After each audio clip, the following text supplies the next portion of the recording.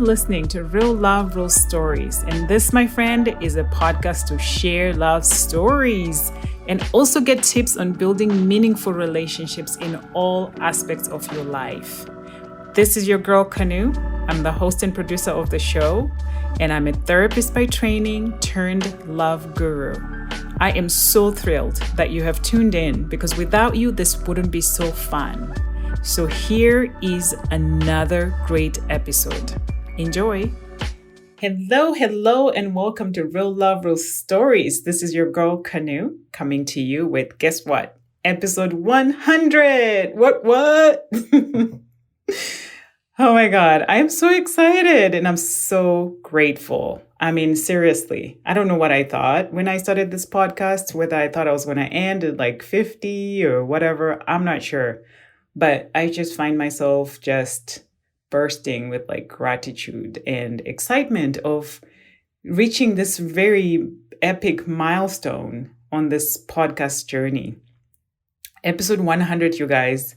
I mean, let me just take this time to say thank you to the people that have shared their love stories. And because the journey would not be the same without them. And you guys have been enjoying these love stories, whether you're the one who shared the story or shared it with other people. I'm just so grateful. So, in celebration of episode 100, the focus of this particular episode is going to talk about love.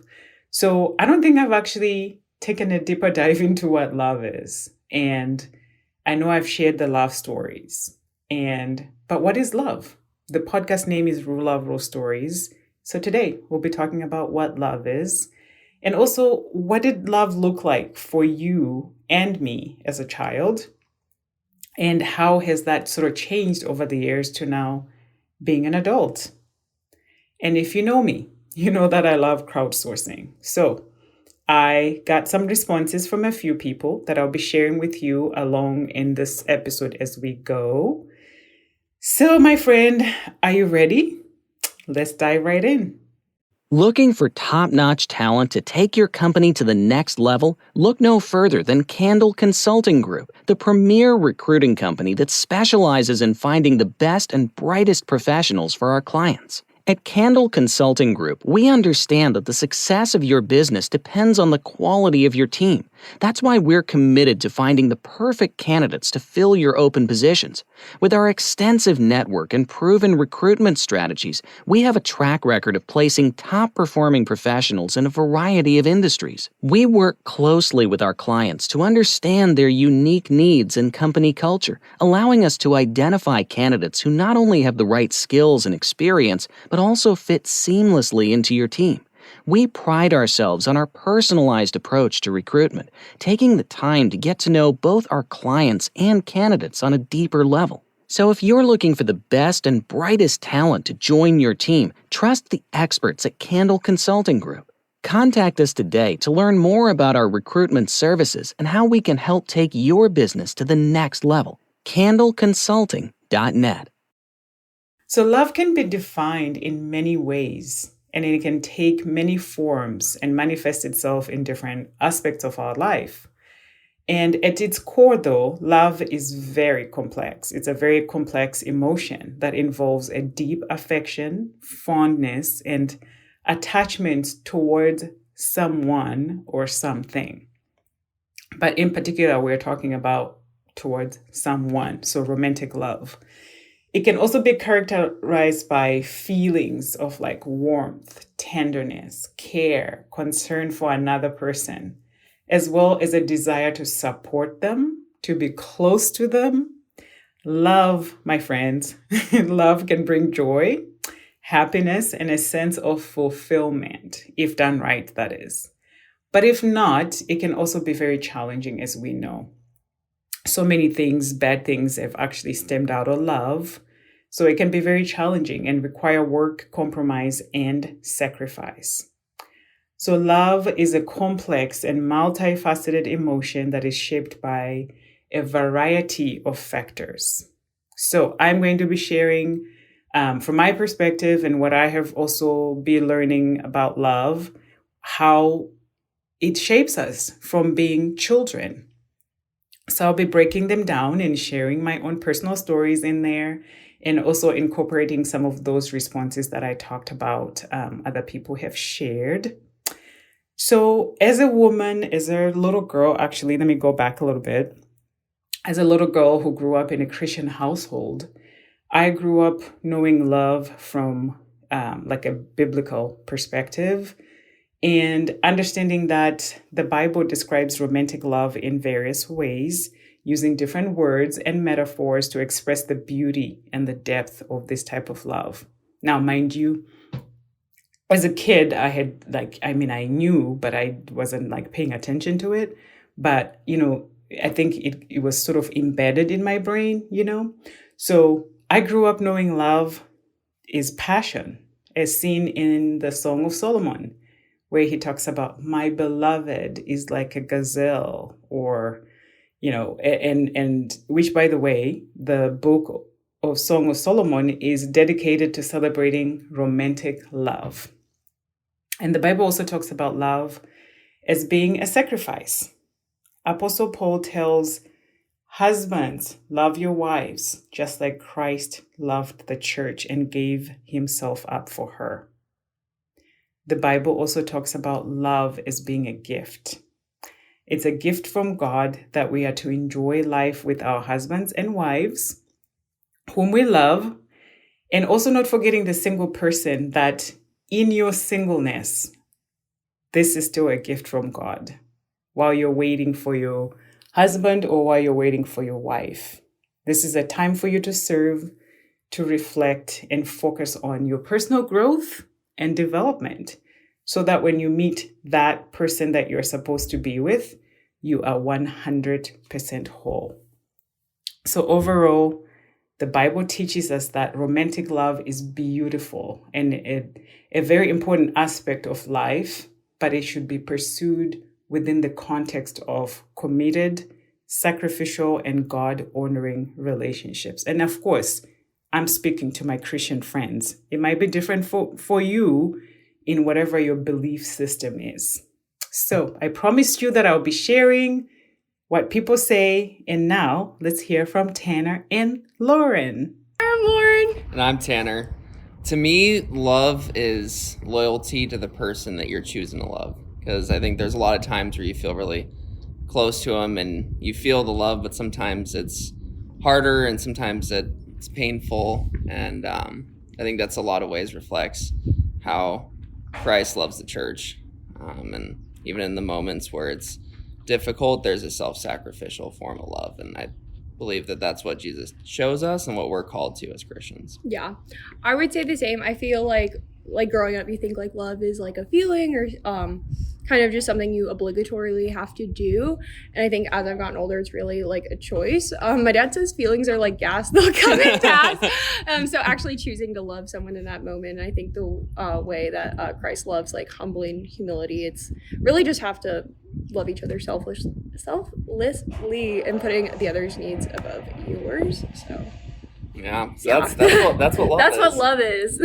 So secondly, as human beings, we are socialized by examples, by messages that we receive from our families, friends, and now social media has a bigger part in that too, about what love is and what it should look like.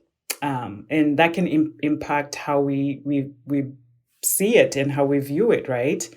So for me, as a kid, growing up, I had the closest to a perfect relationship example of real love. That's from my late parents, Cyril and Matilda. So picture this, my mom sitting on the floor next to my dad's rocking chair in our living room, reading and discussing the Bible, as they did actually quite frequently. My mom would wear her dorky glasses, and my dad had his equally dorky oversized sunglasses. And you guys, this is before this trend was cool. You see, my parents had been married or were married for 61 years. And I recall their love story. And I loved love even back then. I loved to hear love stories. So I would often ask my parents, how did you guys meet? So I would recall hearing their love story and learning that when they were young, My dad actually would playfully call my mom his candle.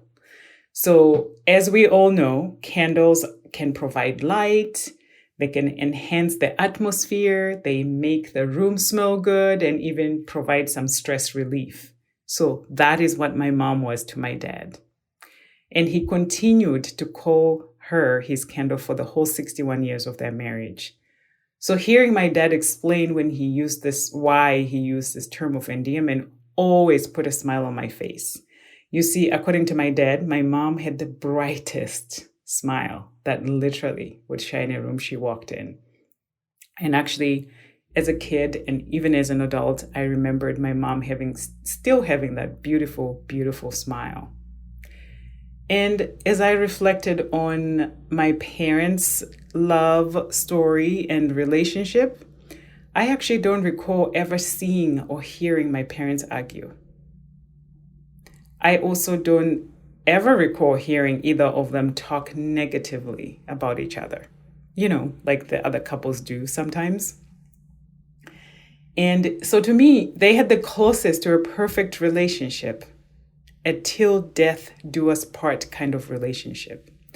So when I think about defining what love is, I think about that story and just how I always say that I want my partner to sit and read the Bible together, to discuss the Bible together, to pray together, and have our family. And I think that's what I'm still looking for. But now as an adult, I now know that the definition of love may become more complex and nuanced, influenced by my own personal experiences and the like. So I'll be continuing to break them down as we go. So far, I've shared with you how growing up as a Christian, how that shaped me, and now being socialized and seeing what my parents' relationship was like. And I'll continue to share more. But before we get there, let's hear from Jennifer. When I was a child, I thought that love meant meeting one special person who you magically have these loving feelings for, and then you live happily ever after. As an adult, I realized that while you may fall in love with one marvelous person, love is actually a choice. You're going to have to choose every day to love that person. They're not going to be lovable 100% of the time, but neither are we. So it's important that we decide in advance, as a couple, how are we going to deal with these trials? What communication styles we have, and just make a vow that no matter what, we're going to love one another and have each other's back. So the next point that helps shape how we look at love is culture. What culture were you born into and raised into?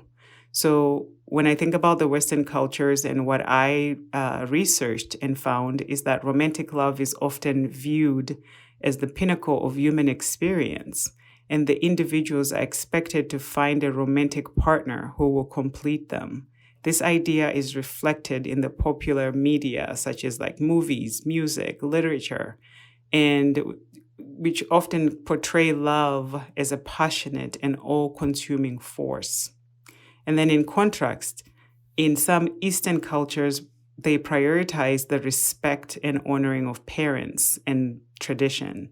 So in these cultures, familial love and duty to one's family are considered paramount. And individuals are expected to prioritize their family needs over their own.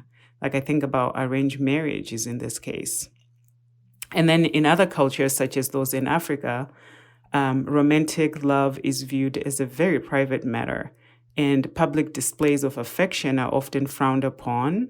I mean, I think about growing up in Zimbabwe, and actually the only way that I saw that these two are a couple is, when they're holding hands and stuff like that. I never saw anybody kissing in public, but also I've been so far removed from my culture that maybe things are different now. So, but anyways, instead, relationships are often based on practical considerations such as shared values, economic stability, and compatibility. So let's now hear from JoJo. So my child self, thinking about love, I really didn't have a concept of what love was, especially as a child growing in Ghana, West Africa. It was what I observed between my parents, the affection and the care that they had for each other. I thought that was love. And then I started listening to love songs and watching movies. And I remember seeing this movie. I can't remember the title, but I think it was Paradise Island. It was set in the Pacific Islands, and all the girls were pretty, and everybody was having fun. And I thought, oh, yeah, that's what love is. I'm going to go out to the Pacific Islands and find one of these pretty girls and be bonded together. Then all of that changed when I had a child. When my first daughter was handed to me, I realized that love was being totally addicted to somebody or something. My definition of love today will be totally addicted to you. And then another aspect that sort of helps us shape how we view love and how maybe those differences in how we looked at it as kids and now as adults is really literally our own personal experiences. So our individual experiences with love, including like your past relationships, can shape your understanding and expectations of love. I can speak for myself and go, when I dated in high school and then in college, I got married and then divorced. Like I look at love so differently now than I did then. And now as an adult, I kind of know what I want. Like I'm very much in alignment with my core values. So if the person is not in alignment with my core values, it's just not going to work. And I think this is true for a lot of adults as well, that we are very much in tune or aligned with what's important to us, that as we're looking for a partner, those things like very much at the forefront when we're looking for that partner. And now let's hear from Kalisha. Hi, my name is Kalisha. And to answer the question, as a child, love was really just something basic that I thought was just something you had to do for the parents that you had, siblings, and then eventually a loved one, without really understanding what it was and if I truly felt it. Now as an adult, I feel like love is more about accepting someone for who they are, regardless of their flaws, and not trying to change that person. And that's what love is to me. And then lastly, what shapes how we look at love from when we were a child and now to an adult is your personality. Our own unique personalities, including our attachment styles, our emotional intelligence, can influence how we approach love and form relationships. So this is actually a really good topic that I plan on releasing very soon. So be on the lookout for this, because I want to get into a deeper dive and talk about what our own personalities, how they help us find love, keep love, and, all that and everything in between. So, all right, how fun was that? To talk about love and to kind of revisit how we looked at love when we grew up. I had so much fun doing that, and I hope you enjoyed listening to it. So what I love about this next phase of the podcast is that I'll be getting into deeper dives, like I talked about how different cultures look at love and how they celebrate love and how people, what their journey would look like based on their cultural beliefs. And also as a therapist, I want to use my experience and what I've learned as far as mental health is concerned and love. What does it look like when you're in a partner with when you're partnered with somebody with like anxiety or depression or bipolar or whatever that mental health thing that they're dealing with? I'll be getting into deeper dive and sharing some tips and maybe even share stories of how people have navigated that. So be on the lookout for that. You guys, thank you so much. This has been so fun to record this episode 100. It means so much to me that you have been with me through the beginning, and some picked up in the middle, and some maybe this is your first time listening to this podcast. I'm just so grateful for you. So thank you, thank you, thank you. And to close us off, here are Nick, Haley, and their dog, Miles. Enjoy. Hi, I'm Nick. And I'm Haley. And we're in love. All right, first question. You go. How did we understand love as children? Man, I don't think I really thought about love much as a kid. And I gotta say, it's probably like what I saw in movies and stuff, you know? Like I watched a lot of romantic comedies. So that was my definition of love, you know? Yeah. It was like easy and fun when you find the right person, and you just know it when you see it and feel it, and it requires zero effort and work. Mm-hmm. You know? It's just like, oh, we're in love, and that's it. And that's how I understood it as a kid. Yeah. I would say same. Like, just from what was in movies and stuff, it was like Prince Charming, knight in white armor, you know? White armor? I don't know.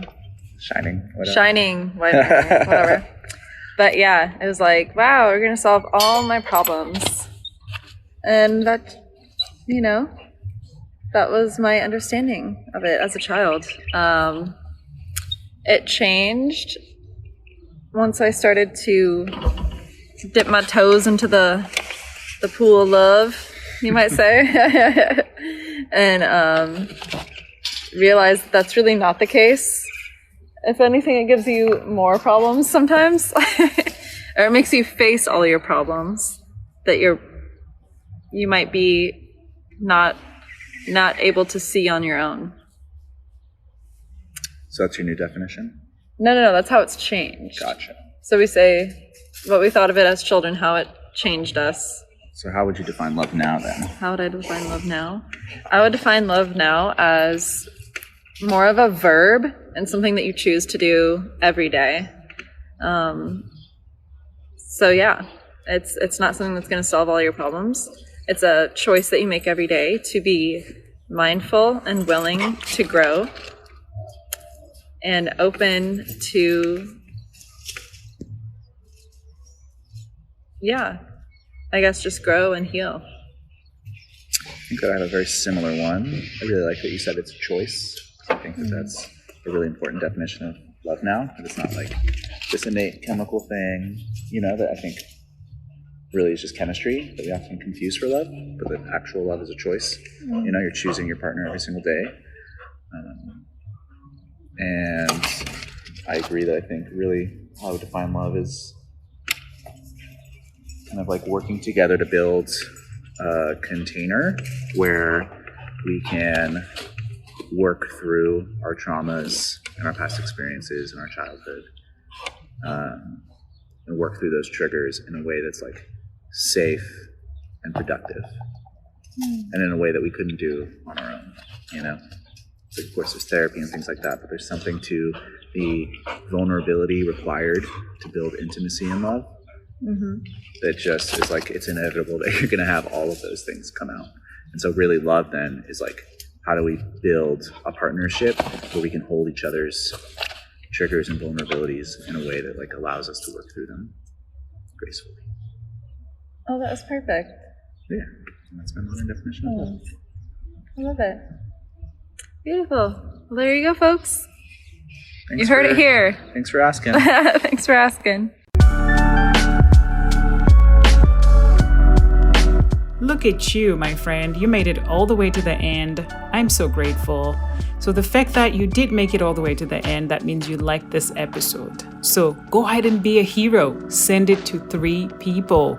And then go to iTunes where you can rate and review this podcast.